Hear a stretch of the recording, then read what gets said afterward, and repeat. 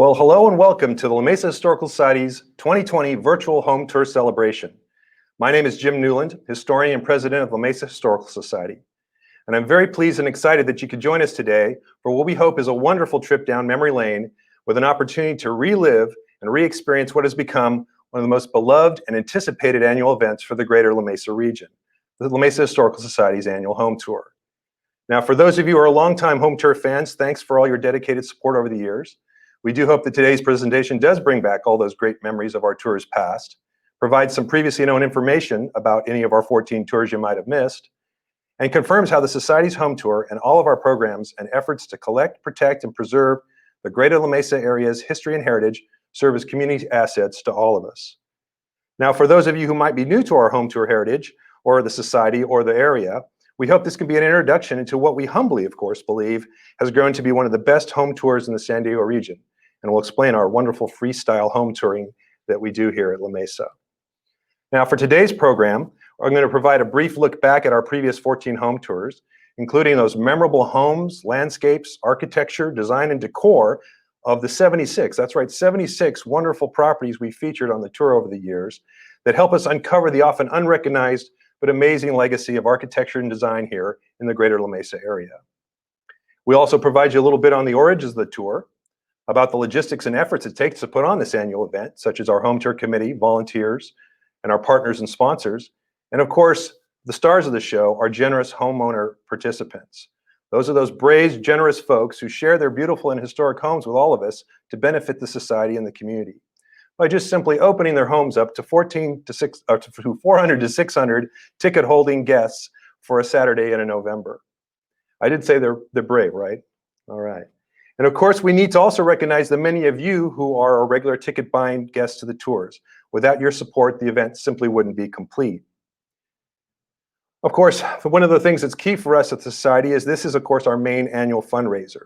So we thought you'd like to see what we're doing with the proceeds. As such, we'll also be providing some information on the Society, the benefits of membership, our website and merchandise, which, of course, books make great holiday gifts, of course, and our La Mesa History Center property, which includes the McKinney House Museum and our research archives.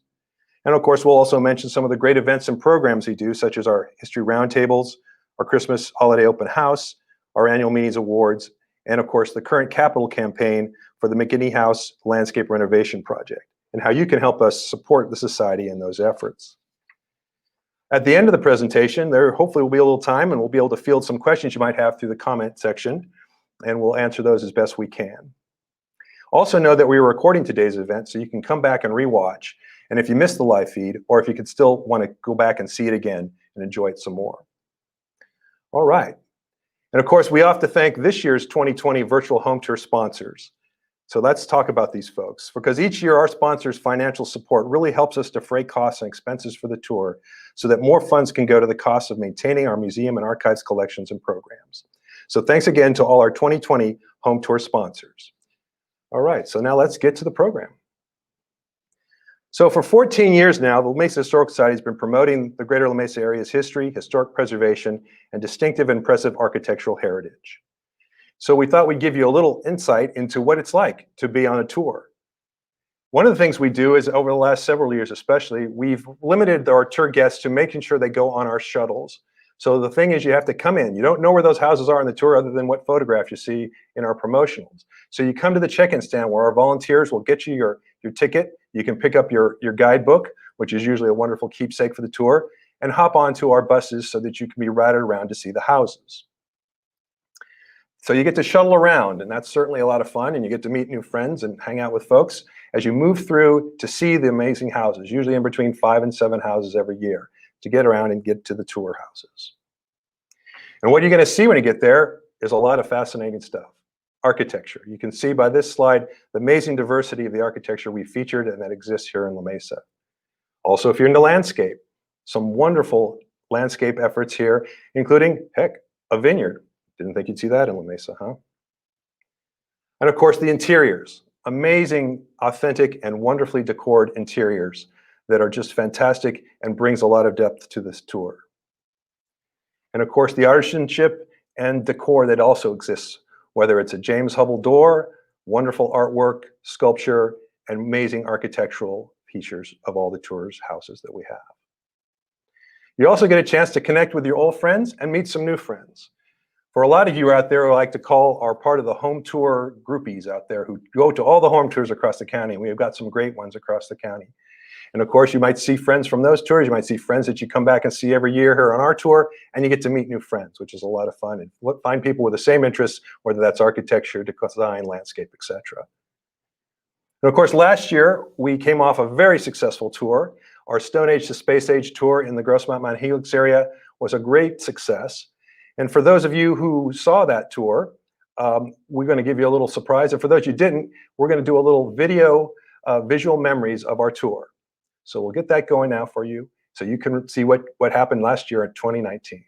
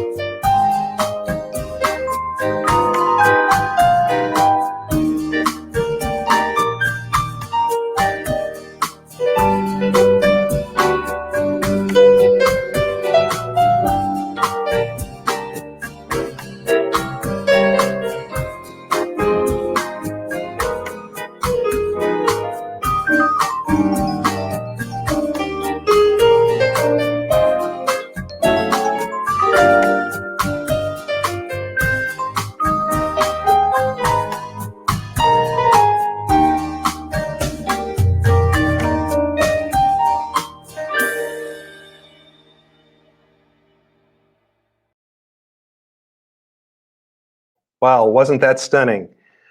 Last year's tour was, of course, another winner. But of course, what makes these tours' homes come alive are the owners. And so we'll be hearing from several today who are great home tour heroes. First is one of our newer homes from last year, 2019's Joe Hoffman. So let's hear from Joe a little bit about his house and the tour experience.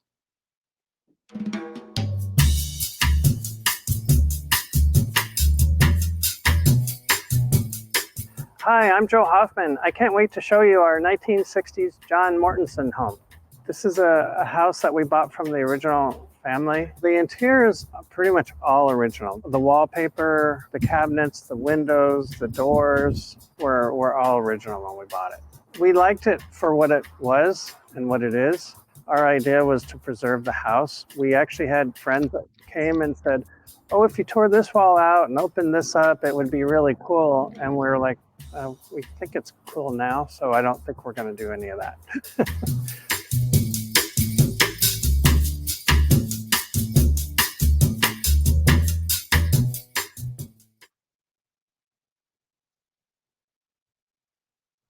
All right, well, thanks, Joe, for sharing your home with all of us. All right, so let's get to how this thing got all going. For those who don't know, the Mesa Historical Society was established in 1975.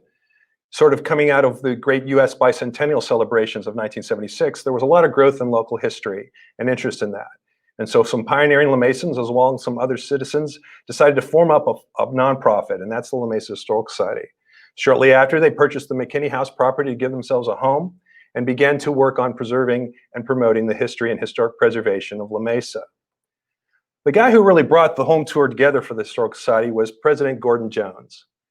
Gordon was a great guy, and we miss him. He passed away a couple years ago, but this was really his idea to help out. Gordon is an architect by training, and when he and his wife Carol moved back to La Mesa, he got involved with the society, became a historic preservation commissioner, and in seeing other tours around, decided that La Mesa needed to do that to show off its amazing architectural heritage. And when I went through the files, you could see all of the wonderful home tours that he went on to make sure he understood what were the best pieces. In fact, some of those were ones that I had helped put on when I was with the College Neighborhoods Foundation in that early time. In fact, Gordon even came and volunteered to see how it went and how it worked. And then he took all those great pieces to put together what I've mentioned is our freestyle touring. So where a lot of tours, you have to sort of do guided tours to get the people through in time, we were able to limit the numbers and allow it so that you as the visitor can spend as much time at any of the houses on the tour as you'd like, other than tours till 3 o'clock when we shut it down. But this freestyle touring is something I think that a lot of our guests really enjoy, and it really comes from the wonderful work of Gordon Jones, who we owe all this to. And of course, he, along with others, have been our home tour committee chairs, and so the committee is really key to doing this. And we've had some wonderful folks there, Gordon, Donna Niemeyer, who followed him, our wonderful tag team of Linda Rankin and Pat Stromberg, who did 3 tours together and ran them wonderfully. And then in 2016, one of our home tour alums, Ken D'Angelo from 2014, had joined our board, and we decided to come up with a little thing different there, which was to do an all-theme tour, which we'll talk about. And then we've had Kristen Dooley, who took it up for 2 years, and last year's extremely organized Steve Christensen.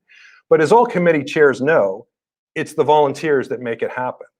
And volunteers, volunteers, volunteers, right? We need volunteers. And you see these photographs, it's everything from check-in, dosening at the houses, setup, breakdown, training, and getting them all ready so that they can help the homeowners and all our guests with the best experience possible. And our recent docent coordinator, Shell Castro, is someone that if you've been a volunteer, you've met, and we know that we're really organized and we do a great job. And so we really got to thank you all for that. So what do you got to do to get the home tour going? Well, there's a lot of prep. We got to deal with ticket sales, on websites, and of course, we also have to gain community support. We've partnered with many organizations here in La Mesa, including the Foothills Art Association, the Gross Mount Helix Improvement Association, and of course, the city's Preservation Commission to help support the event. It takes a lot of press and marketing, which we've gotten better over the years, and of course, as I mentioned before, all those long-term sponsors who help us raise the funds to make sure that we can make this a profitable event to benefit the society. Now, one of the things that's been really popular the last few years is doing one of our roundtable lectures focused on the home tour, focusing on the houses, the neighborhoods and areas we're dealing with, and the topics. Over the years, we've had guests to help me out as a historian, Keith York, as you see at the top, from Modern San Diego, and other historians. And what we'd like to show you now is a little bit from our 2016 home tour roundtable, which was very successful. Myself, Keith York, Lloyd Rocco historian Todd Pittman, and we were blessed with 2 wonderful mid-century architectural legacy folks, John Mock and Hal Sadler. And so why don't we show you a little bit about the 2016 roundtable.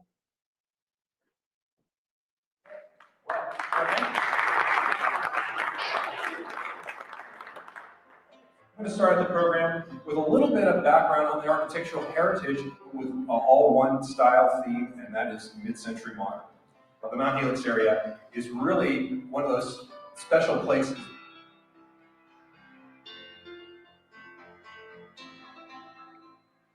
You've heard the historians talking about this. It's time to actually talk to one of the guys who lived it and made it his career.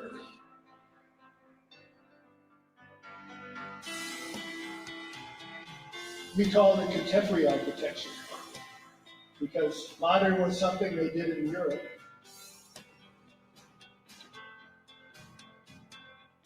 You could argue this was kind of the apex of his career. This was when he was probably the most productive. And so I'm going to talk a little bit about Design Center, but I'm also going to show you some of the projects that he was working on in La Mesa at that same and some pretty high-level folks who, at the time, even in the pre-war era, were sort of being modern. And Part of this was actually proving his theory. You could actually build one of these houses, take it apart, and put it back together again. Actually, I used to be known as the tallest architect. Now I'm known as the biggest, one of the oldest architects. So I was fortunate enough to meet several original homeowners. I was fortunate enough to meet several people who had worked with both Lloyd and Ilsa. If any of you are involved in architecture or construction, or if you know that those kind of schedule slips never happen, oh, look at that.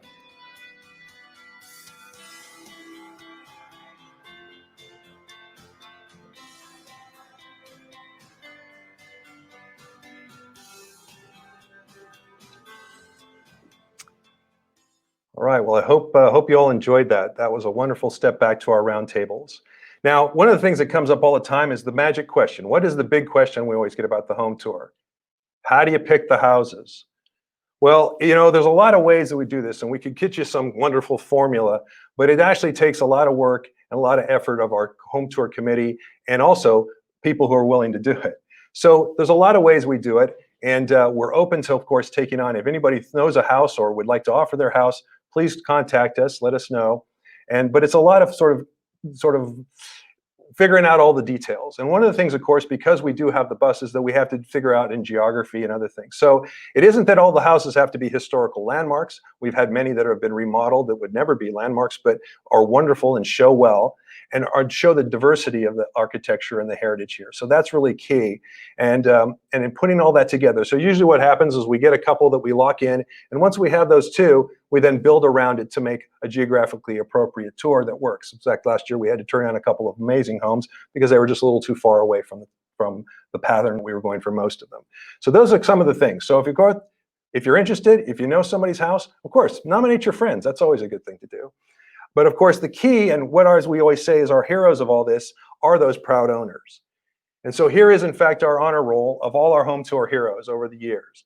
So you'll see this name list here a couple times tonight. These are our folks that we just can't thank enough, and they're so generous and to open their homes. And if you know any of these folks, please thank them next time you see them.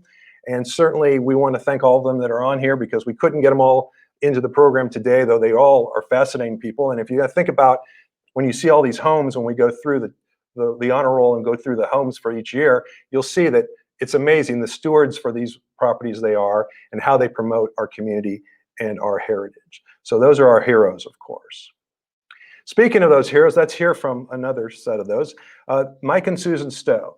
They happen to be right now the only folks who have been on our home tour twice, in 2007 and 2015. And I think you'll be really interested to hear a little bit about the challenges and also the fun that comes from being on the home tour. So let's hear from Mike and Susan.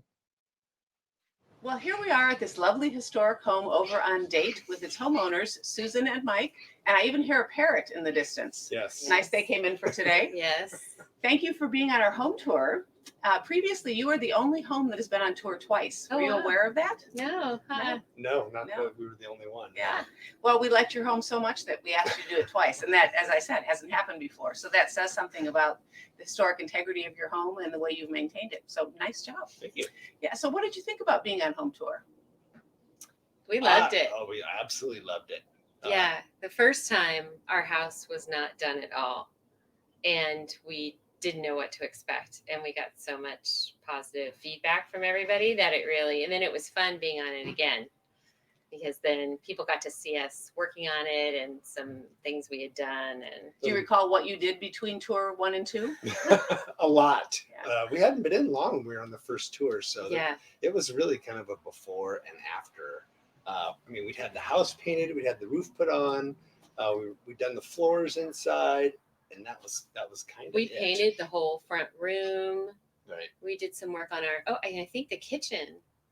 Oh, maybe the kitchen. We was completely done, right. redone our kitchen too, Oh, between wow. the two. So it was fun for people to go through and experience Yeah, the difference. a lot more is done now between the two than it was Yeah, on the we can first share tour. further there. Yeah. Ah. that So was what did you find surprising about being on tour that you had not expected? Was there anything? I had a lot of feedback from people who had been in our house, who had played in our house as children. They knew that we were going to be on the home tour, So a lot of neighbors, a lot of friends, a lot of people who knew the people who had lived in the house for a long time. The Browns were a family who lived in the house a long time.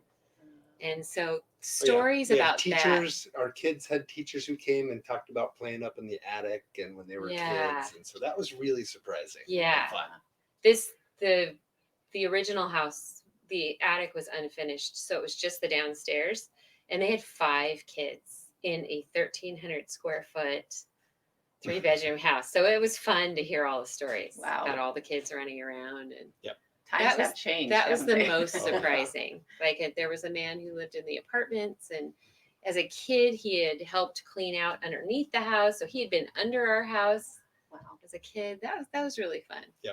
And I was surprised how much we liked talking about the house to people. Like people had so many questions, and then I would just start talking, and couldn't stop. We're talking about all the stuff we were working on. So that was surprising that, I Yeah. didn't think I'd be talking so much about it. And it kind of makes you realize how much you've actually worked on your home when you have to sum it up for everybody. So that's really fun. Are there projects you're working on right now? Yeah. Yep. Yes. We are working on our front porch, which was just a sieve and leaking for years and years before we bought the house. And so everything has been kind of sagging. And so we're in the midst of, you're standing right here on our Torn up. porch getting jacked up a little bit and brought back to level. And we're going to redo the floors, and we're getting ready to paint the whole house again after 18 years. So Yeah. this will be a little before and after right here, actually. Working on the back porch. We're doing a build in the backyard. We're doing a garage with an apartment over the top of it for Mike's mom. Yep. And so once that's finished, then we can get everything off our back porch and do our back porch too. So Right. a few things for the There's exterior. always things going Yeah. on. So we actually just finished the inside after almost 20 years The here. very last The room. last room we just Wow. finished this last year. So it's just been this slow labor of love. Yeah. So, That's wonderful. yeah. So as you've been doing these projects, has anything turned up in the house of historical nature that, something in a wall, for example, or dug up in the backyard in the garden, or anything that A was lot of things have turned up, most of which are not of note, but we did find some photos. We found a few photos. Yep. We found that light fixture underneath our first house on 4th Street. It was just Oh. under the house. Right. And then, the pocket doors. Oh, yeah, we did discover pocket doors that were pushed back in the wall. And So we just thought it was a sealed big opening because it was all sealed up and all encased. And we were up at friends' houses, and they said, we were looking at their pocket doors. We said, this looks very familiar. It's got to be the same builder. So we ran home Came and home, ripped off pried off all the trim, and then the their pocket doors were in stuck there. back in the walls. And that's what one of the things we just did Yeah. because the hardware was missing with the rollers. So we had the track, but no rollers. So what do you do with that? So we tried mail several ordered things, a bunch of rollers and found ones that worked and ripped into the wall. So and we finally have working pocket Yeah. doors. made it That's work. fabulous. Yeah. Oh, that's the other thing we did upstairs. So the woman that owned the house before us put in 3 bedrooms and a bathroom upstairs, made the finished attic finished. And so she just did it with what she had, and it was in the 80s. So just doors from Home Depot, Oh, yeah. hollow core. So we've been going through and going to the salvage and just buying doors and replacing doors one by one. Ooh, So we're fun, almost done. Yep. fun. We have one more to go. Yes. Oh, and the hardware. We've been replacing the Right. doors downstairs didn't have any hardware. We weren't sure Oh. exactly what happened. Like the house had been fairly stripped of all hardware, doorknobs and plates and everything. So we've just kind of slowly been finding those period pieces and Oh, putting how them Yeah, fun. we joke with our kids because they're not going to know what to do with doors with actual hardware. They I mean, don't know you how to don't open stick the your door. finger in the hole and pull Yeah. it anywhere. They are poor Yeah. children of house renovators. but Yeah. They love So, it. there's Yeah. Oh, Yeah. that's Yeah. great. Yeah, so it's been fun.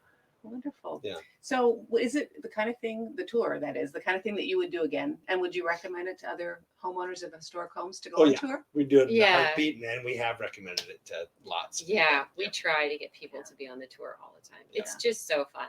And you just don't realize how people are trying to fix up their homes and have advice, give advice. Yep. It's just so enjoyable for everybody. Well, one final question for you. is there anything I didn't ask you about either the home tour or your house that you would want to share with somebody who's watching the show?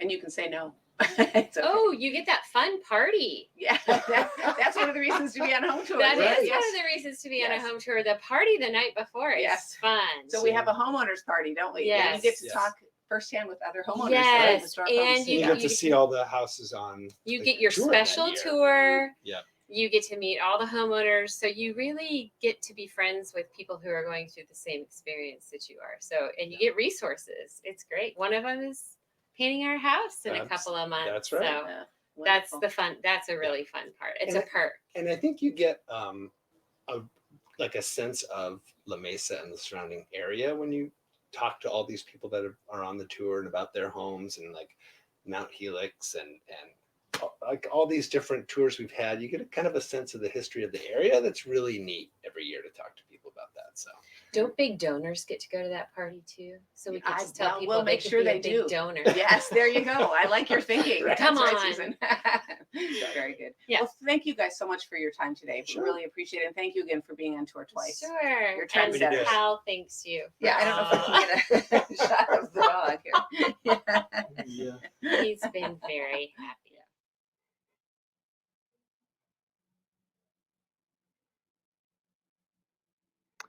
All right. Well, thanks to Mike and Susan, and obviously some home tour bliss there with their lovely dog. Of course, our home tour heroes have those same kind of experiences, and we just a few quotes up here about the fact that what really makes it for them, and we always try to convince them that they need to stay in the house during the day. I mean, over the years, I've had a few people who handed us the keys at 9 a.m. and didn't come back till 3.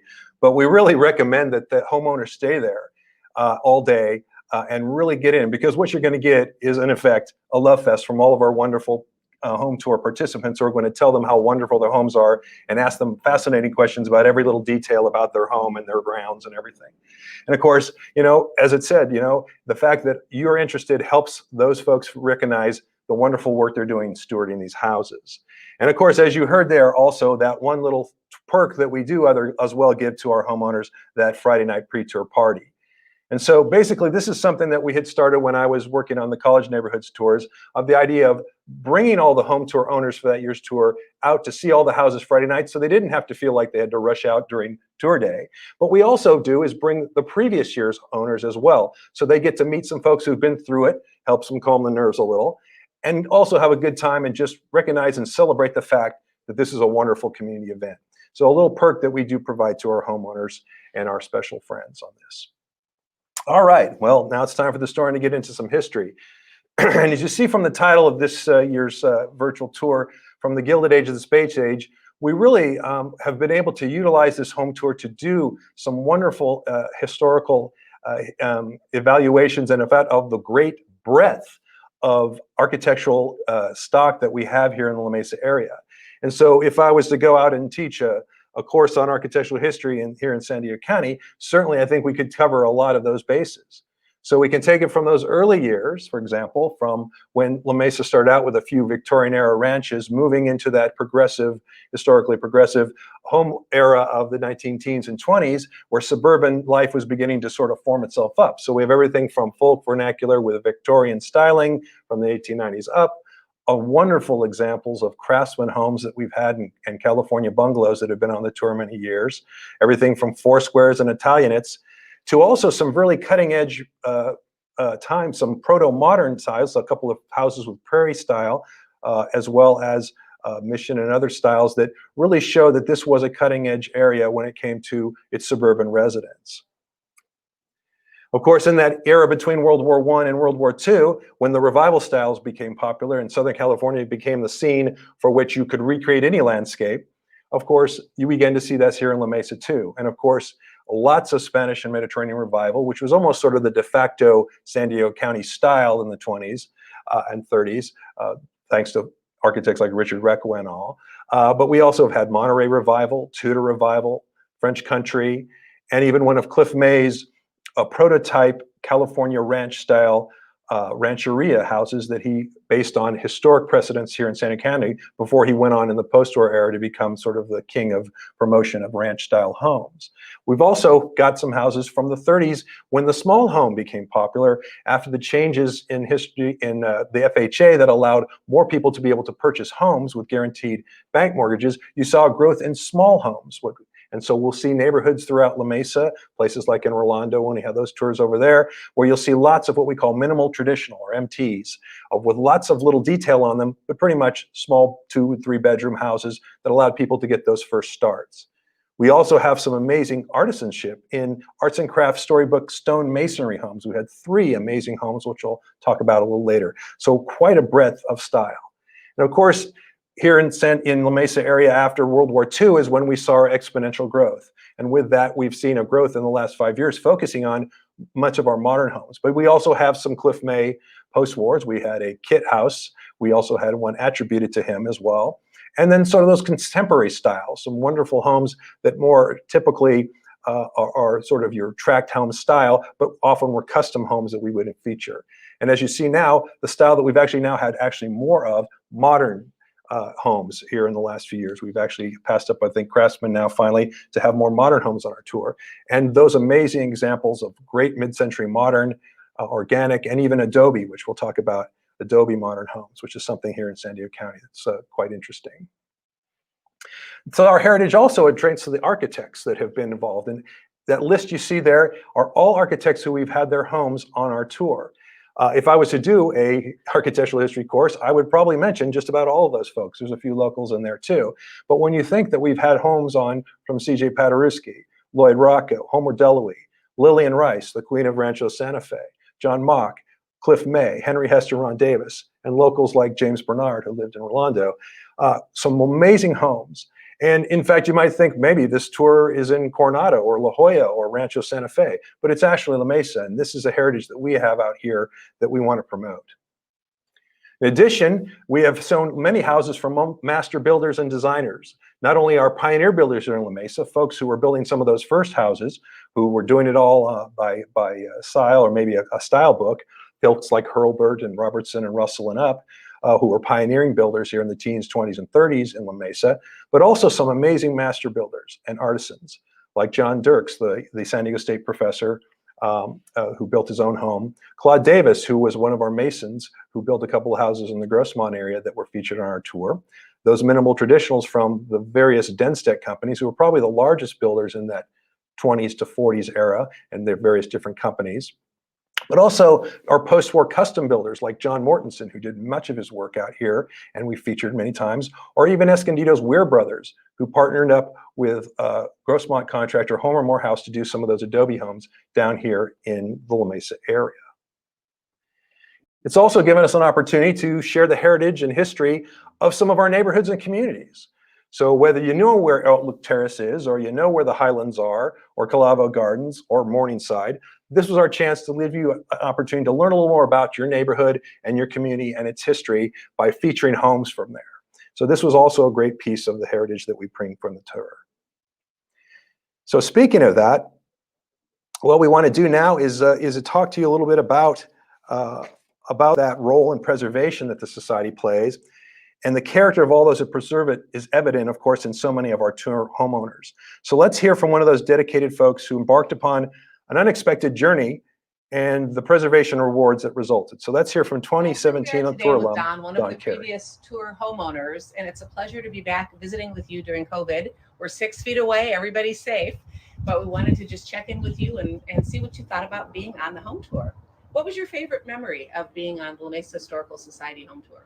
You know, I think for my wife and I, what we really enjoyed the most was just all the different people that came through our house.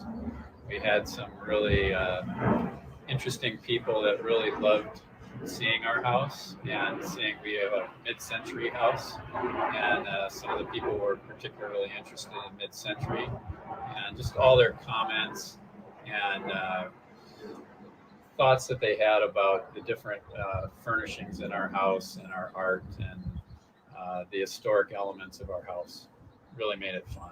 I remember the year you were on tour and we couldn't get people out of your house because every little detail in your house was just perfect. I think you guys have Thank done you. a fantastic job really respecting the period without being kitschy, making it just period appropriate and interesting. So nice Thank job on you. that. Yeah. I think we see ourselves as just stewards for the house. And lucky enough, the house had other owners before us that felt the same way and kept everything authentic for the most part. And so we have a lot of the original furnishings and tiles in the bathrooms and fireplace and flooring and kitchen cabinets. All of it's original, and it really helps to make the house what it is. So when you were looking for a house and you found this one, were you looking specifically for a mid-century house, or did you stumble upon this? You know, we weren't really even looking at the time. We had a nice home in Ocean Beach, but we were thinking about downsizing. And I had been showing some friends from Palm Springs around San Diego because they were looking to buy here. And one Sunday morning, after they had gone back to Palm Springs, I saw this house on the internet and said, I don't think I'm going to tell them about this one. And I asked my wife to get ready and get in the car and come over here because the photos just look so great. And I also wanted to be in La Mesa. I really like La Mesa, and I like being on the hill up here. And so we drove right over. We were the first people to look at the house. And the owner who had it had done a lot of work on it, just refurbishing it over a couple of year period. He was like a high-end flipper, if you want to say that. And we just walked through it, and I was trying not to show how happy I was about it. I was trying to, not give it away. But we made an offer the next day, and we were able to purchase the house. So we're very lucky. That's wonderful. Is there anything that you found that you didn't expect when you moved into a historical house, be it the house or something that you dug up in the garden or anything interesting? I think the most interesting part was when we had the house designated. My wife and I did all the work to put the package together to get it designated. And we really enjoyed learning about the history of the people who had been in the house before us, particularly the original owners, the Wetheralls, who had retired from Milwaukee in 1955 and came out to San Diego and had this home built. They hired the architect and had it designed and then built. And Mr. Wetherall was an engineer for the railroad, and not the driving kind of engineer, but an engineer for the civil end of it.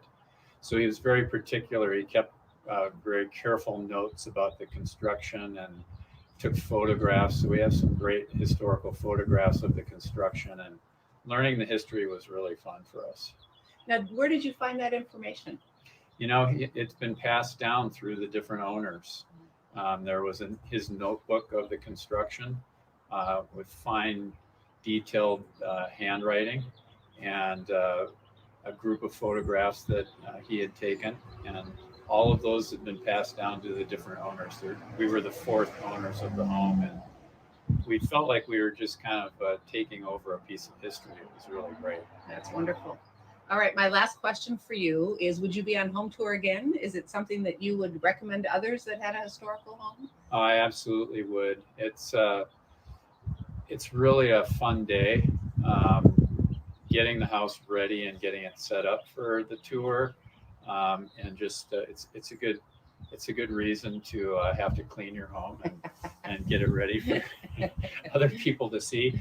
But more importantly, just having the people come through the house, like I said originally, it's just it's a real pleasure to have it on the tour. I would really recommend it. Well, thank you. Is there anything you wanted to share with us about home tour or your home that I didn't ask you about? I would just say I hope other people see the importance of putting their house up in the historical registry. I think it's important for the community to keep its look and its historical significance. So I would implore people to seek out how they can have their house historically designated and try to go through the process. It's really worth it. Wonderful. And that is something the La Mesa Historical Society archives can be useful for. So that's a great segue into something that we're going to talk about a little later today, which is the art.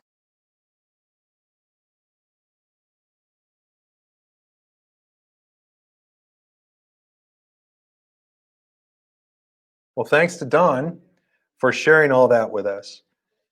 So it's time now to take that quick look back at all of our wonderful tours of the past. So we're going to go back into these wonderful windows into our collective past and recognize that we, or maybe that means I, and some of you who know me, could spend hours telling you about all the great stories of these houses, their architects, the builders, residents, the caretakers, and stewards. But of course, time doesn't allow today. So we're going to give you a brief review of these amazing homes. And please understand that if we go quickly over a house, it doesn't mean it wasn't.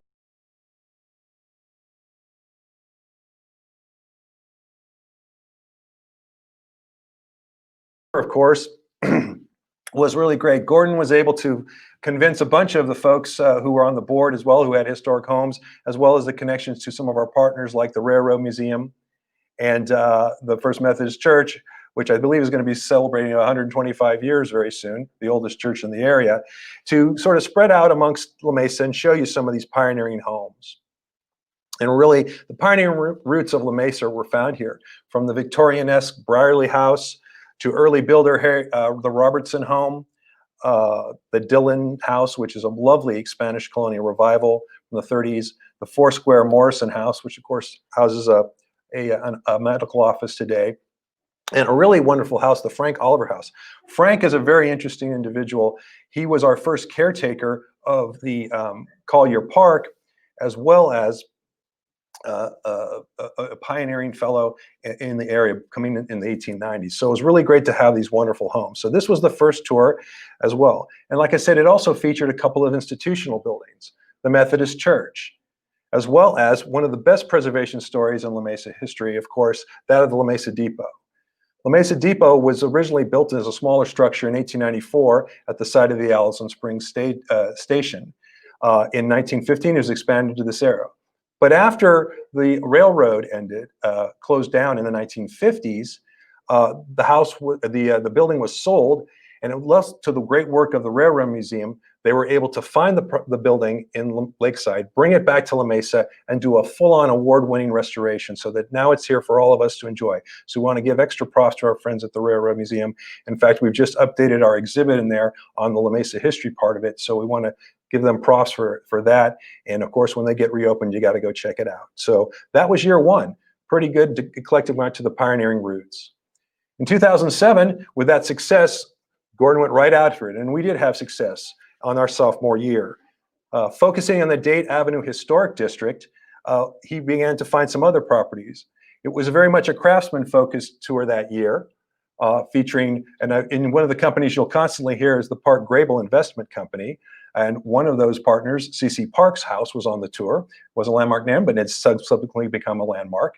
The Staples Orcutt, the aforementioned Stowe's house, the Rosebrook house, as well as later Mayor Henry Hall's house, and the Phineas and Marie Packard house, a 20s Italianate house that has a lot of interesting style to it. And of course, it isn't just the wonderful houses, but it's the current owners that are also noteworthy. And our next owner who's going to talk to us comes from that 2007 tour. He's someone you might know. He was a longtime theater professor at Grossmont College. He also lived for a while in the Olaf Wieghorst house in El Cajon, which is now a museum, and then decided to pick on the Packard house for his next trip. Now, it's been 13 years since Clark has been on the tour, and living in a historic home, though, you'll see doesn't mean that you have to live frozen in time, because you're going to learn about a very unique improvement our East County Buccaneer made to his home. So let's hear from Clark Miles. So how long has this treehouse that we're standing in been here? Probably 10 years, maybe. Yeah. So did you build the treehouse yourself? Yes, a former student and I, yes.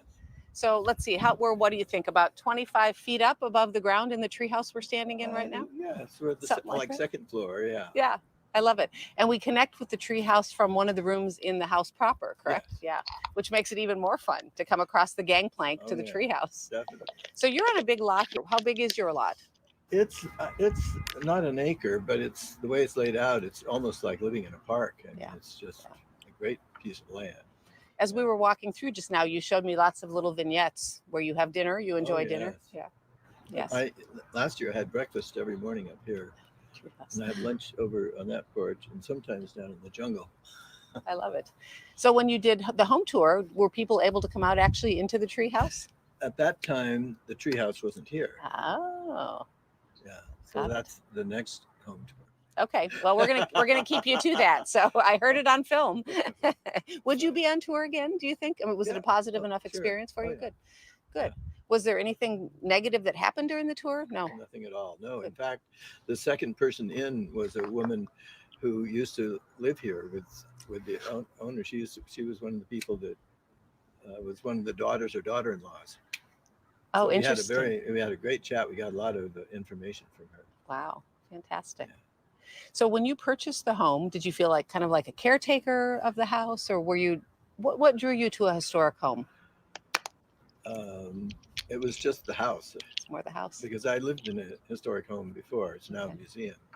The Olaf Weghorst Museum. That's where I used to live. Oh. They wow. moved the house when I sold it, but I lived in it for 22 years, and I kept it just as it was. Fantastic. So this one, it was just something different, and lots of places to run around, and great house. Yeah. And you've got quite a collection of items and objects on the property. You want to tell us about any particular object?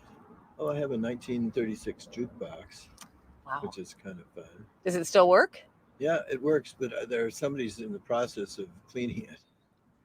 Well, I bet it was hard to find somebody who could Yeah. even properly clean it. Well, is there anything I haven't asked you about, either home tour or your house, that would be interesting to share with somebody watching the show today?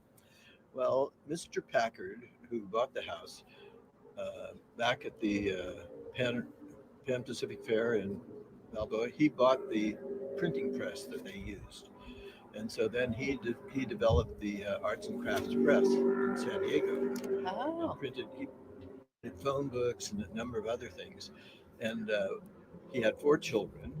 And one of his daughters, Ella Marie Packard, became a very famous, world famous copper ceramicist. And she's been featured at Timken Gallery. And it's fascinating. I even have one of her works that I got because some of the things she did at the Civic Theater, they had these copper things around the proscenium. Anybody my age would remember that, but they finally took them down. And I said, it's too bad they took them down. She said they were never lit properly. And I think she's probably right. Anyway, they saved one. It's in the lobby at the Civic Theater. And I talked to one of my former students who used to manage the Civic Theater in Balboa. And I said, would you if they have any of those copper pieces left? Well, I have one on loan. On loan. Yeah. That's fantastic. Yeah, so That's wonderful.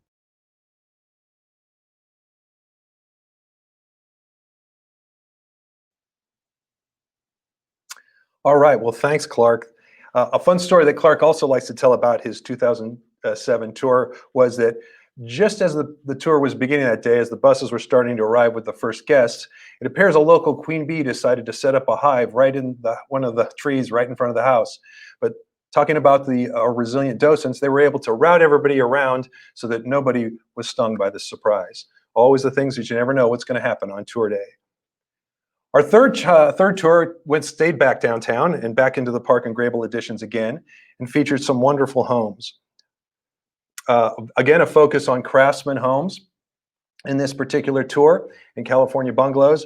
And it's from the Washburn House, the Frew House, California bungalow, the Julia Winslow House, which was built by her son-in-law, and of course, Henry Russell Pioneer Builders' beautiful Samson Sprung House, which our owners, the Kellys, are taking wonderful care of and have made a landmark since the tour. A wonderful home. Also, there's the Lister Garfield House. And something, just not only is it a wonderful piece of craftsman architecture, but something kind of important in La Mesa history happened there. In 1919, Mary Garfield, the lady of the house, who was a noted artist and poet, penned a little poem called Lines for La Mesa.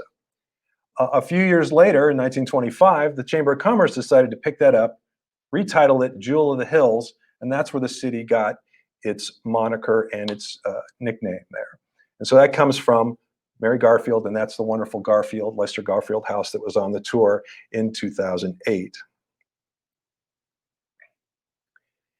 2009, oops, there we go. 2009 was a little bit of geographic spread. Gordon reached out and we went from Lookout Park on the west side of downtown up to Boulder Heights and La Mesa Highlands on the east and stretched out to the foothills of Mount Helix. And this time the focus was a little more in that Mediterranean Spanish revival sort of styles. The wonderful Prather House in the Highlands, the Doll House up on Mount Nebo, the Hyatt House, a gorgeous Monterey style in the Highlands as well. And then, of course, some other wonderful houses. The Hugh Stiles house, which is actually, Hugh was an architect, but he used Cliff May kit plans to build this wonderful house in Boulder Heights that is also a landmark and was our first post-war house to be on the tour. Another notable house was that of the Simmerd House out near Mount Helix. It is, in fact, one of the last works of the noted Rancho Santa Fe and pioneering female architect Lillian Rice, and is a gorgeous house. Admiral Simmerd also went on to, a few years after this, to be involved in some pretty important things. In fact, he was the commander of Midway Island when the attack occurred. So some pretty interesting history that goes in with the houses sometimes, as well as just being an amazing piece of architecture from the great Lillian Rice. We also had some institutional buildings, which of course sometimes will surprise us.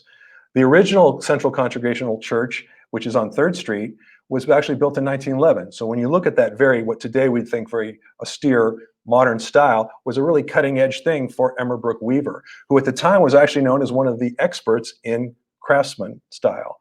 So it's fast to see him take on that sort of modern style that was promoted by folks like Irving Gill here in San Diego County. And speaking of Irving Gill, his nephew then did their extension building in 1925, which is of course now sitting on Lemon Avenue. So lots of interesting things that you can find out about these tours, houses. In 2010, we stretched outside the city to get into the Grossmont Mount Helix area. And so this was really exciting for and it really allowed us to bring into a whole different stock of homes, and gorgeous homes is that. The Geiger House, which actually is attributed to Cliff May, we're still working on that, but it certainly has some of those fundamental early 30s. It's been remodeled a few times, but a gorgeous home. Local builder and legislative councilman Walter Kasich built this house in Grossmont for his son.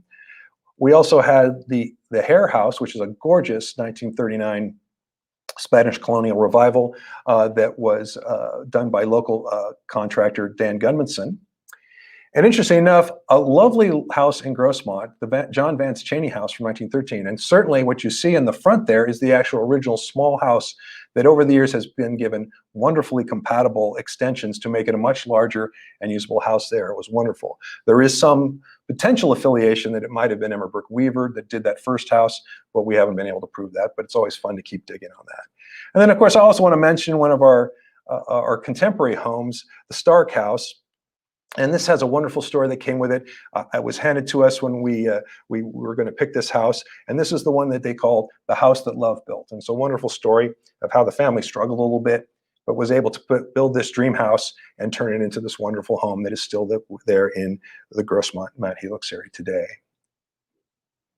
So in 2011, we were having so much fun, we stayed back out to the east a little bit.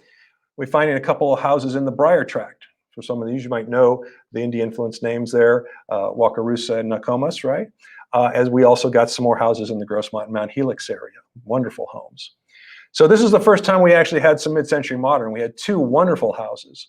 The Merle and Edie Smith house in there in Briar Hatch with their personal friend, Ron Davis, who would, as we mentioned later, was also partner at times with Henry Hester, but did a lot of work on his own as well. Built that wonderful modern masterpiece there. And our first Lloyd Rocco house on the tour, the Cole House, which is now a city landmark as well there in the Briar Tract. Interesting enough, pioneering builder Horace Upp's house, which he built in 1935 in Spanish colonial style, was also featured with a 1970s edition that compatibly added onto it and showed wonderfully.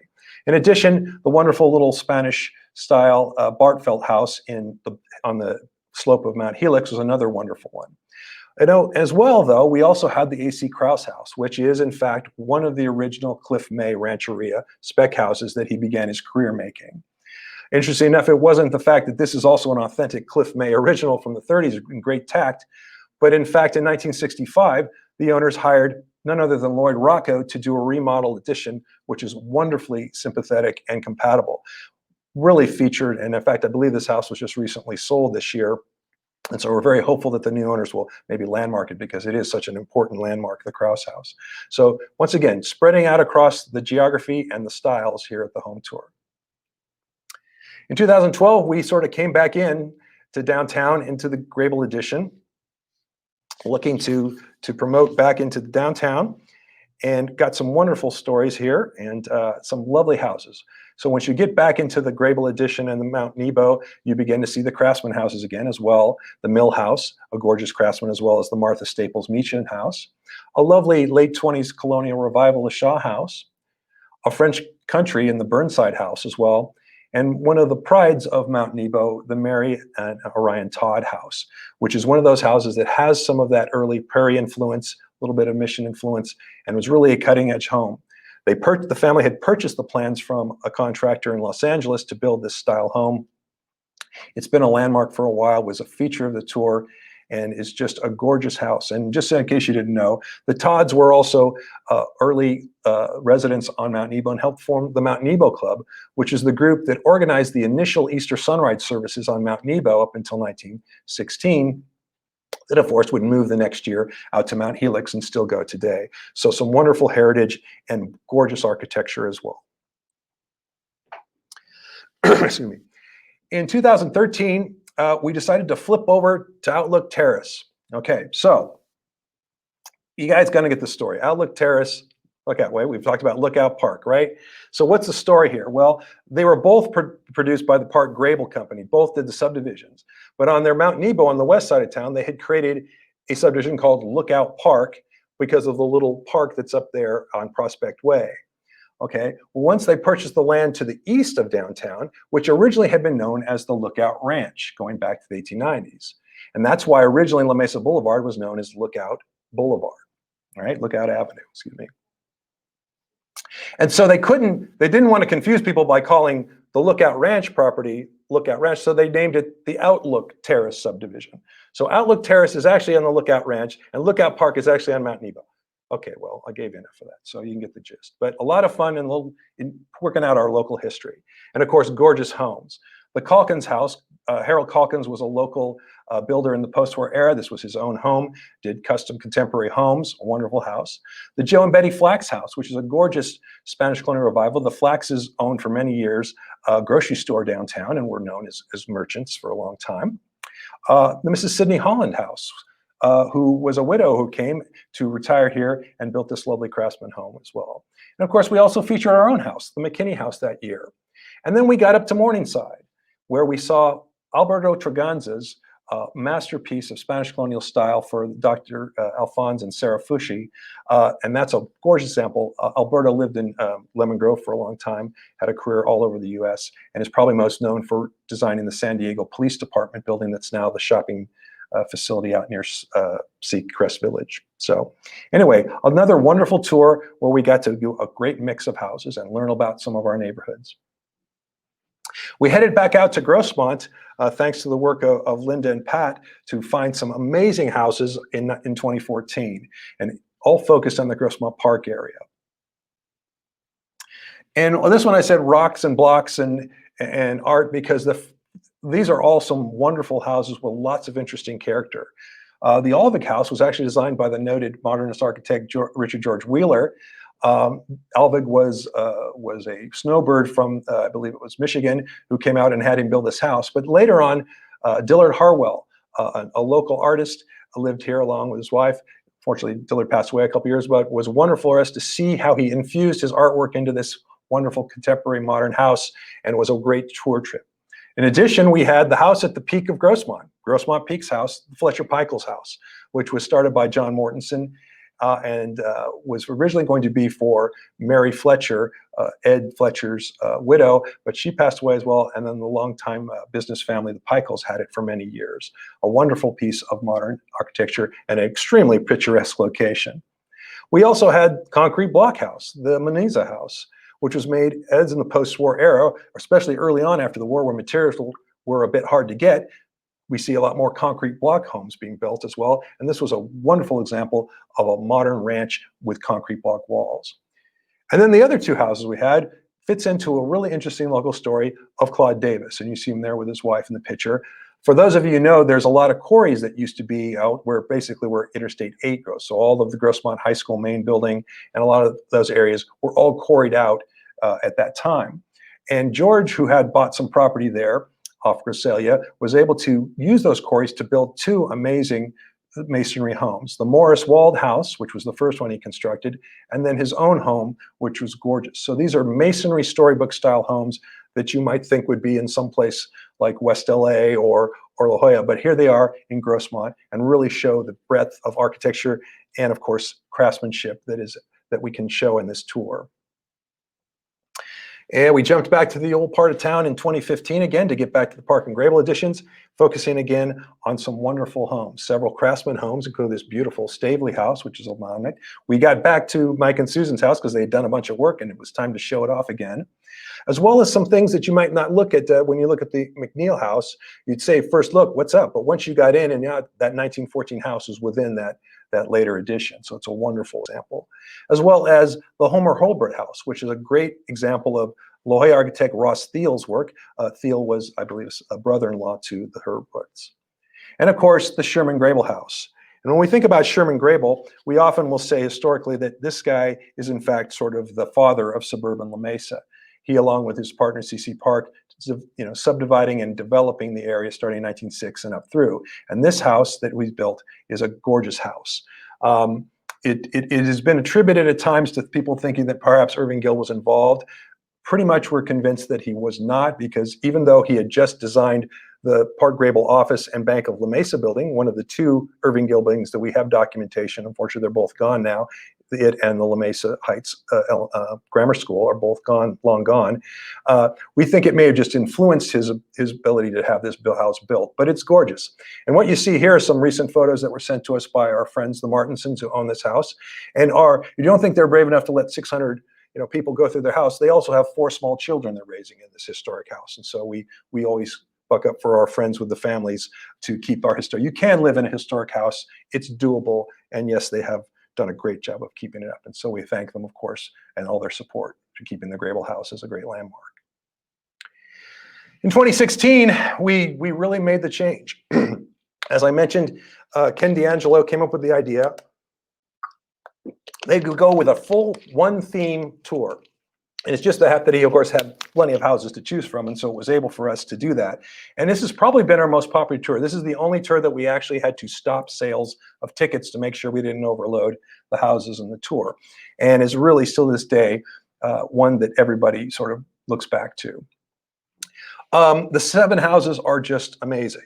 At the time of the tour, 5 of them were already listed county landmarks. And since that time, the Corey House and the Jock House have now been listed on the county's register. So all 7 of them are in preservation protection, which is wonderful.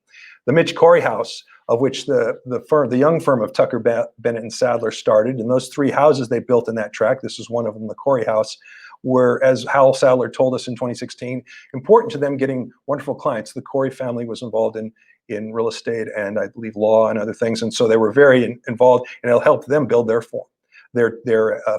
firm. Also, the John Mock, 2 of John Mock's amazing residential projects. He didn't do too many, but these 2 are gems. The Ullman House and the Hinman House. And so, of course, our friends, the Chavezes and the Vesses, are amazing stewards of these homes. They both brought in our friend Todd Pittman to help the landscape, and they're just amazing gems of mid-century architecture that could be sitting anywhere in the country.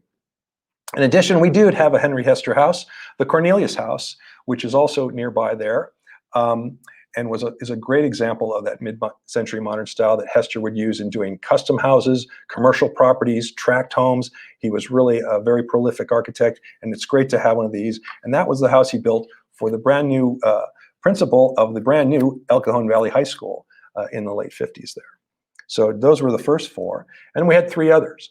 A Homer Delowe house that, in fact, is wonderful. And there's a great story there of when the folks, the young family, purchased the house a few years back, and Homer was still with us, and he came by to visit the house, and they said, "Hey, it's working really good for the kids." And he said, "Well, that's because I designed it for you," meaning that the Gold Band have kids, and so this is designed for kids, and so it's going to work. And in fact, he was quite right. Good architecture always shows itself. We also had a gorgeous, expansive John Mortensen. The Jock House was built for the jocks who were El Cajon business leaders, and it was, as you can see, a great place, as you might guess, for doing entertaining and all. Port Cachere for the driveway, built amongst the boulders there in the Mount Helix area. Gorgeous home.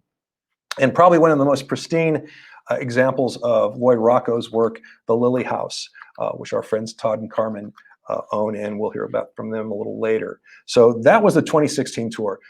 I mean, we could go on for hours on all these tours, but just amazing opportunities there. So to counter that, in 2017, we sort of came back west and we decided to go very eclectic in the Boulder Heights and La Mesa Highlands area as a counter, and came up with some wonderful homes and quite like I said, eclectic spread. We have the Lethrop House, which I like to call our TARDIS house from the tour years. So what's that means? If you are Doctor Who fans and you know that the TARDIS, his spaceship, on the outside looks like it's a phone booth, but when you get inside, it's huge, right? Sort of joked with our friends Maria and Trent that their house doesn't look like much at first, but what you don't realize is it goes down the slope and there's more than 3,000 square feet in that house, and it's gorgeously done and wonderfully, I mean, it was a real a benefit to our tour, and we were great to have that sort of hidden treasure. We also had a little connection with the automobile industry locally. Alan Cunningham, who had started out as a salesman with the Drew Company, had his own firm, did quite well, as you know. They had this custom house built for him by Denston and Lant in 1948, a beautiful contemporary style home. We also had Don, as you saw, Don's house, the Paderewski built Weatherall House, gorgeous piece of mid-century architecture that is as pristine as you could ever find. We also had a minimal traditional in the wonderful Denstedt built Wartzberger House. One of those small houses that, of course, has been adapted to be a wonderful, but started out in that sort of tradition that you might see in small packages, great things. We had 3 other houses on the tour, and well, 2 houses and an estate. And the first was the Young House, which was lovely, done by local builders, Hugh Young, and he hired Louis Moisin to be his contractor, who both were local builders there. Built a lovely little Mediterranean revival house right after the war. Speaking of the Drews, this was their dream house. They had local designer and contractor George Eckel design this for them. And it's a gorgeous house, and certainly in 1959, built in that wonderful suburban goal of building your house around your swimming pool, right? Cutting edge 1959 architecture, and beautiful home, well preserved now by our friends.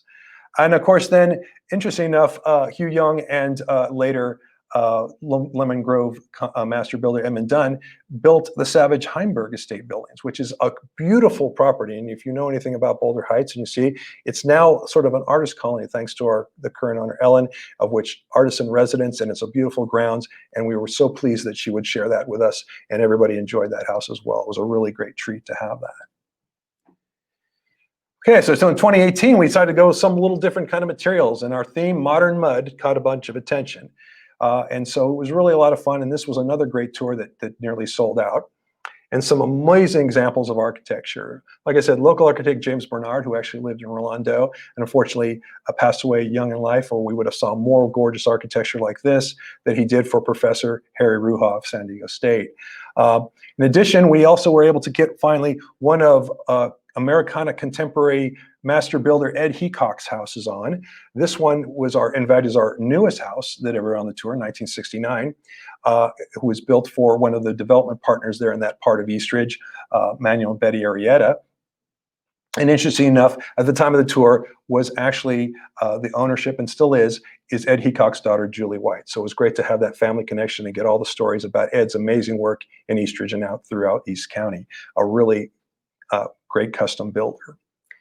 As I mentioned before, the whole theme, Modern Mud, allowed us to get to 2 of the Weir Brothers Homer Morehouse adobe homes that are in Eastridge. The first was the spec house that Morehouse built there, a gorgeous home with the Tanners are now living in and taking wonderful care of. Just a gorgeous connection of modern style with that classic Southern California adobe architectural theme. The second house was the O'Neill House, another Weir Morehouse. And if, just so you know, recently a book was just published on the Weir brothers by their family, and I've been in contact recently with Larry Weir's daughter, who was very excited because she put this book out not realizing that he had partnered, that the Weir brothers had partnered and put these houses. And if you look at that book, you will see these details of the living room and all in some of those classic homes that you see up in Escondido, North County, where they built most of their work. Great examples, and we have them here as well down in La Mesa. Also, we're able to find one of the few works by local architect Thomas Arendane, who at the time didn't have his license, but was connected to the architectural community pretty well. In fact, he was noted local architect Sam Hamill's son-in-law. This was one of the few houses that we were able to find. And by the way, that picture on the top is actually the rear of the house, not the front of it. He later on moved to Texas, where he continued his career. And I'm not sure, he may still be practicing. But a beautiful example, another one built for a professor at San Diego State. And then we took it back home to a beautiful Craftsman, gorgeously restored 1917 Craftsman, the Schaefer House, which wrapped up our tour in 2018. So now it's time to hear from some more of those folks who can tell us a little bit about what it's like. It's been quite an honor roll, and so we thought we could, and this brings us up to we really just have last year's tour to go over, but we thought we would have you hear from some very special folks. Folks who not only practice professionally preservation, Todd's a landscape architect, Carmen's a restoration architect, but really some wonderful thoughts on being on the home tour, the challenges and fun of restoration, and living in a historical house. So let's hear from Todd and Carmen. Let's talk a little bit about your experiences. You are 2016 home tour alums. It was a very popular year. It was the year we sold out the all mid-century modern tour. And so maybe just sort of your favorite memories or most memorable moments of being on the tour in 2016. I'll let you go first. Gosh. I'm trying to remember. I think we had really good docents. I think that was my favorite part of the tour. They were super interested in architecture and history, and really, really helpful just being here. So I'd say that was my favorite part. I always like seeing how people respond to the house. You don't really experience the house very well. You may experience the house from the outside, but you would experience it very differently from the outside than from the inside. And I think people are usually kind of surprised. I think what's inside is not what they expect to see when they come into the place. And the house is so kind of nondescript from pretty much every angle on the exterior. So I think it's just different to see how people respond to it. Yeah. So did you have any, I'll say sort of humorous or sort of odd questions or experiences from anybody that trigger any memories? Was that this house tour when somebody came in and asked us if we were going to replace our windows? that I thought was odd. We're like, no. Gonna try to keep it authentic. Yeah. I think we had a couple people who may have known the house or known Inga. Oh yeah, that's true. That's always kind of cool. Like people who know of the house before us, and we've been here for a long time. So we've been here for almost 18 years. Yeah. But folks who knew the prior owners. So I think that's always kind of interesting too. Who was the original owner too? Yeah, who was also the original owner. Yeah. Cool. Were there any concerns about having your house that and did it pan out or did it get taken care of? It totally took care of itself. I mean, I feel like we are designated historic. We get the Mills Act, so I kind of think that having our house available for tours is like a civic duty. Yeah. We've had a lot of tours. Yeah. Actually, to be honest, I would say that I think the Mesa Historical Society tour was maybe one of the better ones. I agree. Believe it or not, it was. I think it was really well run, and I think people had a genuine interest in, like Carmen said. I think the docents were really good, really great, actually.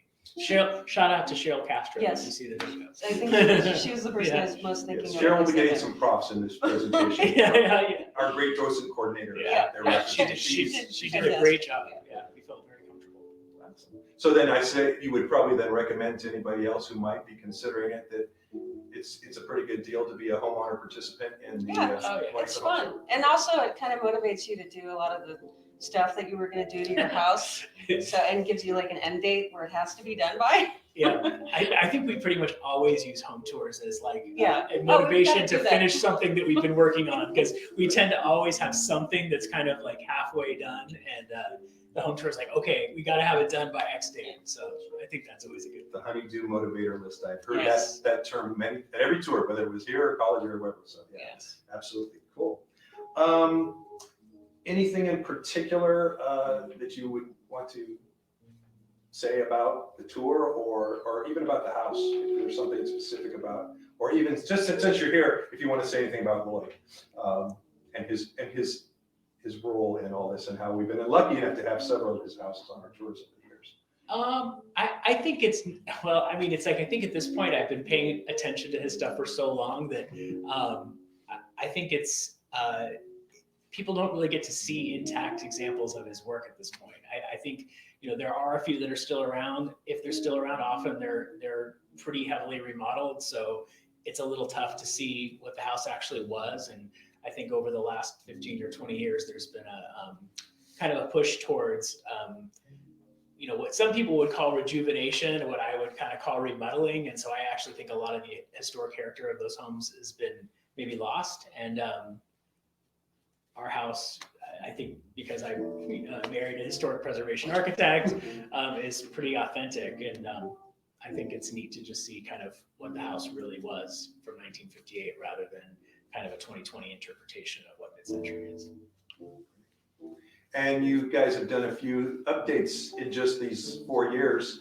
So maybe you want to mention a few of those, and then we'll get some shots of them. The big ones behind us is the pool, Yeah. which is very timely addition to our house, given the whole global pandemic and staying home for, you know, the last 9 months. Yeah, yeah. I mean, I think when we moved in and had no money, we were always like, oh, we're going to put in a pool. And of course, you know, 17 years later, we got around to it. Yeah. But it was always hard to figure out how to do it and where to do it and what would be the right thing to do.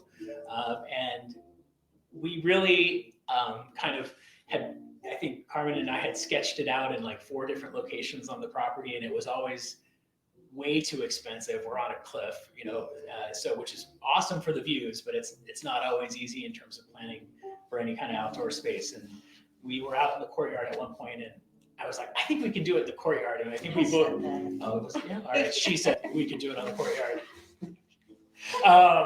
And we were both like, oh, wow, we could do it on the courtyard. And then the idea of kind of using the same style of wall, which is that desert masonry slip-form wall, really made a lot of sense. And all of a sudden it kind of fit, it all kind of came together. So as soon as it all fit, we were like, okay, we're doing it, even if it puts us in the poorhouse. And like Carmen said, I don't think we thought we were gonna be spending almost every day here at the time we did it, but it all worked out pretty well. So that was the big one. And then, you know, the restoration stuff is never as sexy looking. Nobody's gonna really notice it. Well, the goal is that you don't see it. Yeah, So, but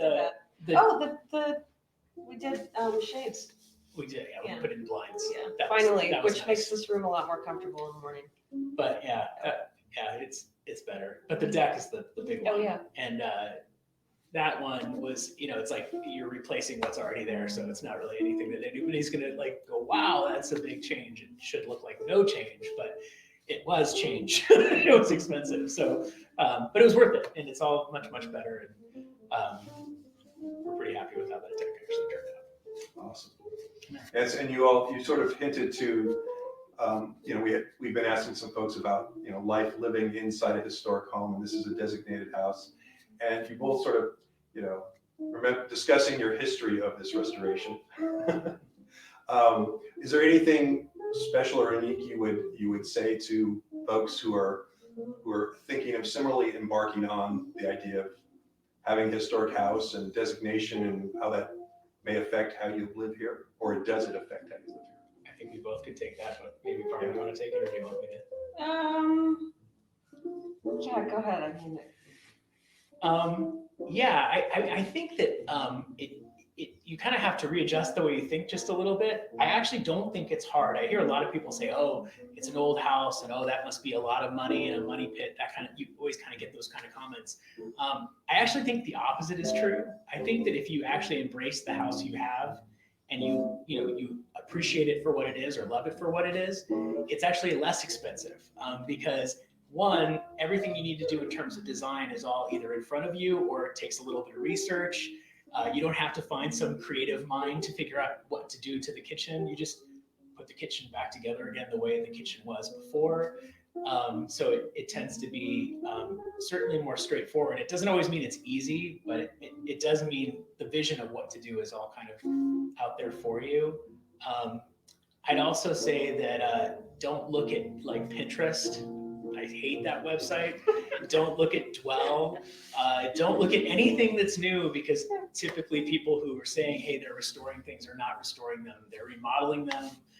Mid-century houses, contrary to popular belief, did not come with glass, rock, fire pits, and bamboo floors.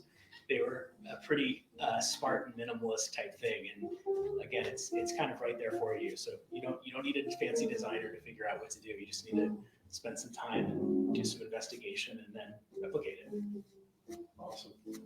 I think this is a super easy house to live in. I don't feel like limited by it in any way. Not at all. Awesome. Anything else in closing you want to say about the tour or the Mesa Historical Society or anything about preservation in East County? No, we're just grateful to be part of it again. Looking forward We to really it. appreciate all of you and your generousness to open your house for all 600 strangers to come rolling through once in a while. Well, this will be pretty painless since it won't actually be. Yeah, the virtual in thing the makes house. it really easy, but yeah, it's really not. It's Yeah. nice to meet the people that are doing that, and you kind of you have a network of friends and contacts that are people that are doing similar things that you're doing, and I think it's great. More people do it, the more character we can retain, and I think it's a good thing. Also, we haven't been able to entertain for ever now Why is that? because of the pandemic. Oh, So it's kind of nice to engage with other people in this way. So that's nice. Awesome. Yeah. Thanks a lot. sure.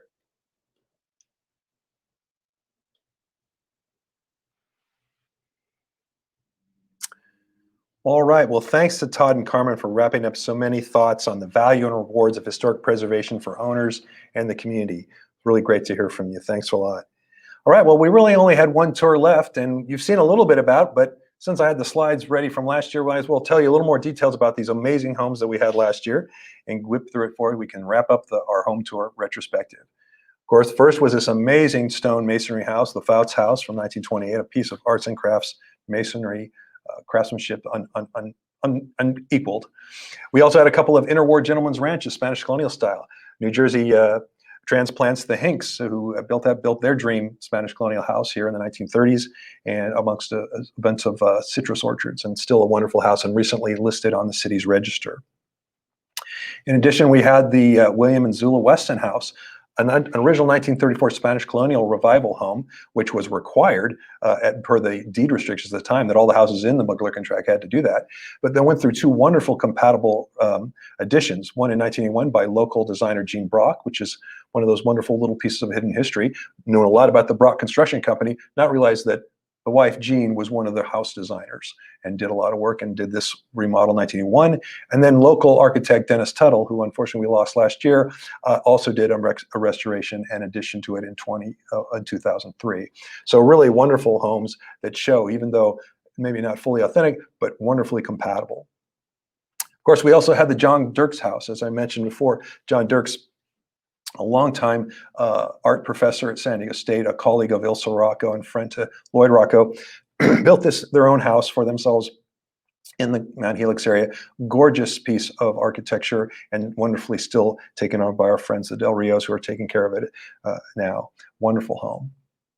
We also featured two John Mortensen houses. You saw Joe before. Here's a couple more shots of this amazing sort of all-American dream house that Richard Adams and family helped design along with Mortensen, that became, is a wonderful example and also recently listed a couple of years ago on the city's historical list. There's some more of the amazing details and some of the fun decor that helped bring it out and with a little bit of that retro feel to it. Of course, we also have the stunning James and Marshall Hines house Just one of Mortenson's most fantastic examples, pristine and so wonderfully and tastefully decorated and used. And we thanks our friends, the Castros, for sharing this house. Just a gorgeous house. Look at that view. A wonderful, wonderful example of Mortenson's work here in Mount Helix. And then the last house that we'll feature was also one that sort of came in at the end. This was a late addition to our tour, and this is one of those things where people asking you, how do you do it? Basically, we were able to squeeze a phone number out to a real estate agent who got us in touch with Jessica and David. And you sort of go, hey, would you like to be on the home tour? And they said, what's the home tour? We've only been here for 2 months. They'd only been in the house for 2 months, and they took the leap of faith and said, sure, let's do it. I think they recognized what they had, and of course, as you can see, this is one of local designer Barton Kaufman's, one of his few residential commissions that we can find. He did some apartment work and worked for some other folks over the years, but this house is really interesting, and you can see sort of from the additions that came later and some other things to it, really well intact. And clearly, our friends Jessica and David knew what they had, because just recently, only a year into living there, they got the house listed on the county register as a great piece. And interesting enough, at the time, since it was short before the tour, I didn't do a whole lot of research on Susan Gnoski. Found out that she was well known as a therapist who used art as part of her therapy. But we also recently found out through their consultant, Ginger Weatherford, that in fact, Susan Makovsky was also one of the founding members of the Save Our Heritage organization. So good job, Soho. You're now part of the historic context. One of your founders was used to list a property. Pretty good for you. Great job. So there it is. Whew, we did it. We got through the honor roll of amazing homes. And once again, of course, thanks to all our owners over the years. And I'm sorry if I zipped by your house a little quickly, but they're all great. They all have wonderful stories. We'll get over to that too sometime in the future. So thanks a lot for that. And now we're going to sort of wrap up a little bit about the La Mesa Historical Society, what we do and what we are doing. So, of course, the benefits of our home tour is the funds to help us do some of our wonderful programs. Everything from our Christmas open house to our work in partnering with San Diego State and the City of La Mesa on updating our historic preservation survey, going to community events, maybe doing our Flying A silent film events. We need to do some more of those. We partnered up with the Theater Organ Society, who takes care of the organ up at the church there in Spring Valley. It's a wonderful event. Of course, in our other things we do, such as our roundtables, there on the one side there, you can see some of our world champion Little League and Colt Leaguers from 1957 and 1961 who came to one of our roundtables. It was a wonderful event as well. So helps us support all of our wonderful events. Now, of course, how do we do that? One of the ways you can benefit us, of course, is to join, become a member. We have lots of levels that you can go. Being a member gets you into the loop on all of our events, all the things we're doing. It gets you the quarterly newsletter, the Look At Avenue, which is really a lot of fun and is gorgeously designed now. And so really, we hope that you can join and engage with us. Those funds are really helpful as we deal with our costs to manage our property and our archives and keep it all available for everybody. Addition, of course, what makes great holiday gifts? Oh, books and other CDs and maps and photographs. So definitely check out our site. In fact, there's a recently published book. Esther Drew Long, daughter of Elmer and Violet, just published The Drew Heritage, which is a wonderful story of the family's growth of their little company into the monster dealership that it was, and an important business process here in La Mesa. Very important, and that just got published. So lots of great stuff, lots of books and other things, so make sure you don't miss out on that. And so we're going to sort of wrap up here with a couple other things to show you. Obviously, our McKinney House Museum. This was a core function of the early society, focused on having this wonderful house museum. And so let's give you a little look at what's going on at the McKinney House. Welcome to the McKinney House Museum, City of La Mesa's historical landmark #1 and iconic home of the La Mesa Historical Society. Built in 1908 for Reverend Henry A. McKinney and his young family, it is a home typical of early La Mesa. This classic home was purchased by the La Mesa Historical Society shortly after its establishment in 1975 and converted to a house museum in the 1980s. In both its austere architecture and period furnishings and decor, the McKinney House represents a home typical of La Mesa's suburban origins and the Midwestern immigrants that made up much of the young community's population at the time. The house sits today on an L-shaped lot at the corner of University Avenue and Pine Street. Originally, it was part of a larger 2.5-acre parcel that stretched from today's Pine Street East to Cypress Street, allowing for a lemon grove typical of the area's architectural heritage. A Methodist minister, McKinney would later abandon the citrus operation, sell off most of the remaining property beyond their home, while running a furniture store downtown for many years. Visitors to McKinney House Museum are transported back to early La Mesa and the home's interpretive period, with all exhibit furnishings and objects dating from 1920 or earlier. Society docents help guide guests through period settings from the kitchen and dining room to the formal front parlor with original family organ, then up the staircase to the bedrooms, and a modern 1910 feature, the indoor bathroom. Other rooms feature rotating exhibit spaces that provide opportunities to learn more about the history of the greater La Mesa region and help showcase the Society's wonderful and fascinating museum objects collections. The McKinney House Museum is a step back into early La Mesa and a place to learn more about our community's fascinating and diverse heritage.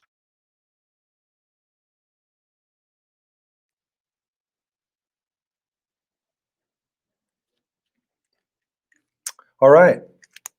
Well, I hope you enjoyed that. And of course, our McKinney House is very important, and we want to thank, of course, our collections chair, Melody Andrews, for helping keep all those wonderful museum objects together, as well as some of our longtime docents, such as Carol, Janice, and Kitty, who help us keep open when the public health allows us to do so. So we're looking forward to reopening someday soon. Another thing, a service we provide, of course, is our research archives. So we're going to hear a little bit about what you can learn about, whether it's catching up, the only place you can get the La Mesa Scout newspapers, as well as do research on your homes, your businesses, your family, etc. So let's hear a little bit now about our research archives. In addition to our wonderful and eclectic museum objects collection, the Society also holds significant archival collections on the history of the greater La Mesa area.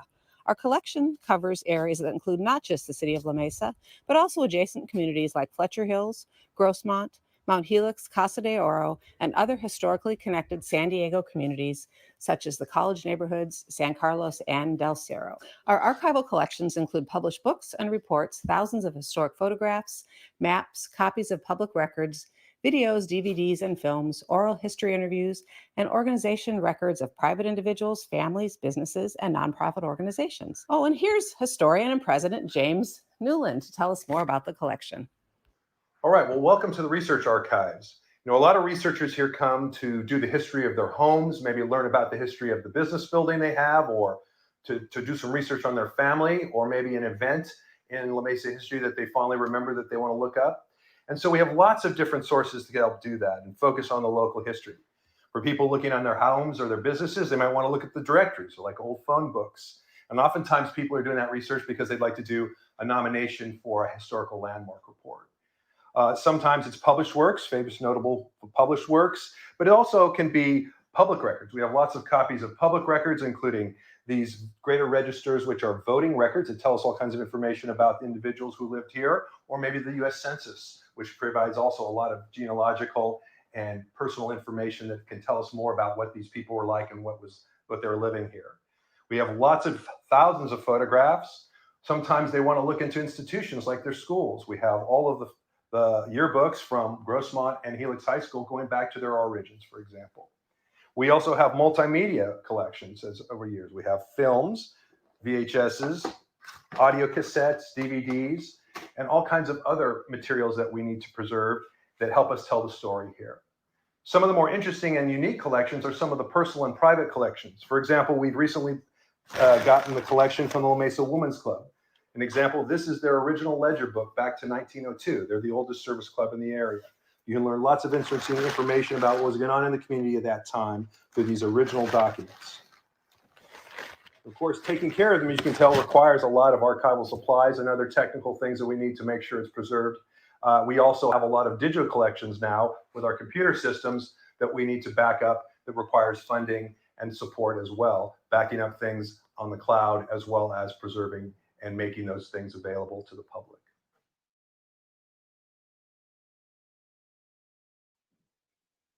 All right, well, thanks to myself. Oh, no. Anyway, thanks a lot. Anyway, Yes, and a question has come up, of course, currently with the public health situations, we can't open the research center researchers because we're of the closure. But just know that we are doing some research service. You can send us an email at info@lamesahistory.com, and hopefully we'll be able to accommodate you. If it's a quick question, but we do charge if it's a larger project, and we've had to do that on occasion to help folks out with landmark nominations and other things. But we'll help to get you the answers we can, because we certainly do want to share all that wonderful information.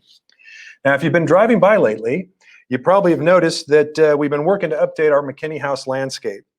And our wonderful work of the 1995 plan has, served us well for 25 years, but especially when we lost our good friend, our 100-year-old Monterey pine 2 years ago, it was time to rethink it and really try to head it more towards the Citrus Ranch era, and that's really our goal, and to make it usable for more kinds of events. So to learn more about that, why don't we go now and learn a little about what's going on with the landscape plan and how you can help. The McKinney property landscape has been dominated by the century-old pine that towered over the house. Here, the Society has held many events, including our annual holiday Christmas open houses and other social and educational programming. Upon the loss of the pine tree in 2018, the Society embarked on a landscape rehabilitation and upgrade project that is currently underway. The landscape rehabilitation project's goals are to return the landscape more to its agricultural citrus ranch era period. A new pine tree, historic property fencing, and a more rustic feel is being developed. This will also allow for flexible space for facilitating society events and programs. The landscape will also include an upgraded rose garden. While the project is roughly 1/3 complete, there are many features yet to be implemented, including a new property sign, additional irrigation, plantings, interpretive signage, landscape furnishings, a new ramada, and a secure display structure for exhibiting larger collection pieces. In order to do this, the Society is raising funds. Donations are appreciated and tax deductible to the full extent of the law. A donor recognition panel will honor our larger donors. One of the key landscape fundraising opportunities is called Buy a Brick. For $100, you can purchase a brick with an etched message that will be placed in our landscape. These provide you with a way to etch you and your family into our historic landscape. Bricks can be purchased on our website, lamesahistory.com, or you can contact our landscape campaign chairperson, Tracy Stotes, at treasurer@lamesahistory.com. Thanks for your support.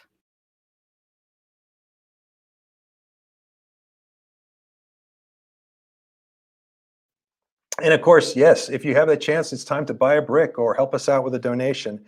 Buy one for yourself, hey, your family, a friend, your favorite institution, or maybe even a historic character from La Mesa's past that you'd like to honor there. We're all open to that and cement your place into our community's history. So definitely connect with us on that and we'll help it out. We've got lots of stuff going on. In fact, I think they're out there working on it today, the project. So anyway, wonderful time. So now I think it's really time to sort of wrap up our review and look back on our Historical Society's Home Tour Heritage Day. It's been great to have you all join us. First, of course, we got to re-thank all of our wonderful sponsors for 2020. Thank you for providing this support. We know it's tough for a lot of folks, a lot of businesses right now as we're dealing with all these issues, but we're going to get there and Mesa will come through. We want to thank you for all that. And of course, we can't thank again that amazing list of home tour owners who have been our alums and allowed us to do this wonderful work. And of course, to our team here, this was something new for us, but I think we must have pulled it off. It looks like we're through it. Certainly our home tour team, all those folks, all the board of directors, of course, all put their fingers in and help us out whenever they can. And of course, our contributors to this to tour, all of those who gave us comments, did videos, and of course we know there's so many of you that we'd love to do the similar with you and get your stories as well, and maybe we'll do this again sometime. But I want to thank everybody for putting this together, and especially our top-notch tech team here with George and Cheryl and Tracy, who are masked in the other room, keeping me isolated so that I don't spew too much voice toward them, and we really appreciate everybody's support on this. So I do have a few questions, and we'll see if we get any more. The first question I have here is Ross Thiel Robert Thiel's dad? Don't know, Todd, but we're going to look into it and we'll figure it out. That's what we get to do. Fantastic. We also had another question of what is the oldest house that's been on the tour? So if we don't count the original date of the La Mesa Depot going back to 1894, I believe the oldest home that we've had on the tour is 1907, which is the Frank Oliver house, which you saw on tour number 1. Wonderful house. Thank you, Kathy. Your house got got some profs there. Kathy Tinsley, our former board member, owns that house. Wonderful, wonderful job there in preserving that house. Don't know if we have any more questions. I'm not seeing too many. See, I'm looking over there. Just want to thank you all for hanging with us. And of course, we will see you next time. And yes, that 1st November in 2021, Saturday in November, is on our calendar. So hopefully we get this pandemic under control, and we'll be seeing you all hopping on buses and visiting houses next year. In the meantime, keep in touch. We've got lots of great things going on, even if it's virtual. And thanks you all. It's been great fun.